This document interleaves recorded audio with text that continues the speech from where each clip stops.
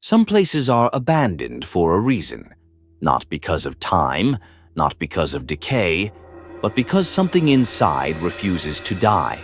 Hidden deep within the dense forests of Pennsylvania, surrounded by gnarled trees and an eerie silence, lies the Blackwood Asylum, a crumbling relic of the past, its walls soaked in blood and suffering. Built in the early 1900s, it was meant to house the mentally ill, but what happened inside its cold, sterile walls was far more sinister. Patients were subjected to unimaginable horrors: electroshock therapy without anesthesia, isolation for days without food, experimental surgeries that left them screaming. The doctors called it treatment, but those who lived through it called it hell. Then came the night of October 14th, 1936, the night the asylum went silent. When the morning shift arrived, they found the asylum completely empty. No patients, no doctors, no bodies. Over 200 people gone. Beds were still warm, food was left half-eaten, medical charts were open as if someone had just been reading them. But there was no sign of a struggle.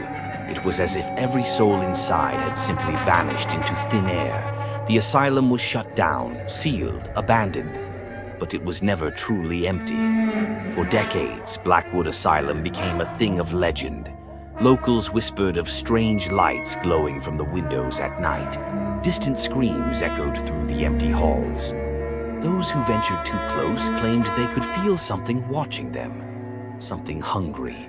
Then, in 2022, a group of urban explorers decided to document the asylum for their YouTube channel. They were thrill seekers, ghost hunters, skeptics. They wanted to prove the stories wrong. They never expected to become part of them. Equipped with cameras, flashlights, and night vision, they stepped through the rusted gates. The air was thick, heavy with the scent of rot and mildew. A sense of unease wrapped around them like unseen fingers. But they laughed it off. Then the doors slammed shut behind them. At first, it seemed like any other abandoned building.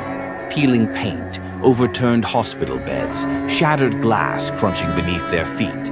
Then, their equipment started to fail. Their radios crackled with static. Batteries drained instantly.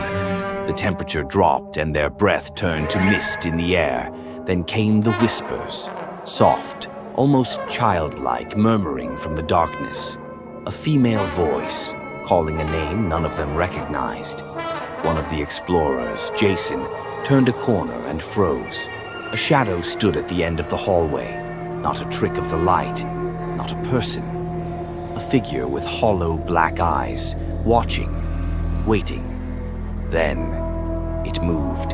Panic set in. The group ran back toward the entrance, but the doors wouldn't budge. Something was keeping them inside.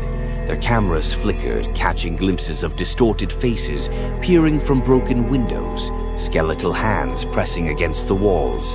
Then, one by one, they began to disappear. First was Lisa. She turned to say something, and was suddenly yanked into the darkness, her scream cut off instantly. Then Mark.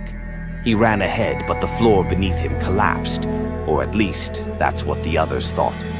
When they looked down, there was no hole, no sign of him. He was just gone. Jason and Alex were the last ones left. Trembling, they huddled in a corner, watching as the shadows around them twisted, morphing into grotesque shapes, elongated limbs, eyeless faces, gaping mouths whispering their names. Then Jason made a fatal mistake.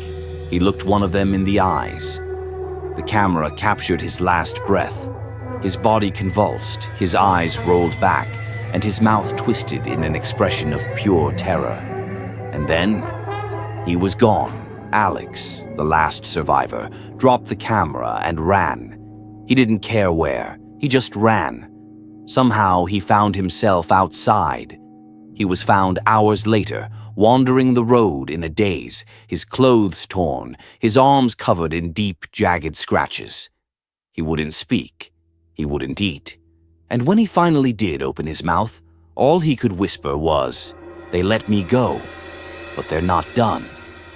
To this day, no one knows what happened inside Blackwood Asylum.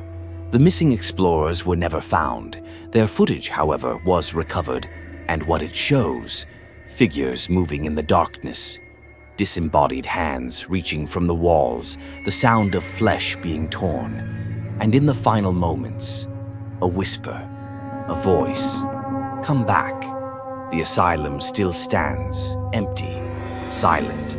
But if you step too close, if you stare into its shattered windows for too long, something might stare back,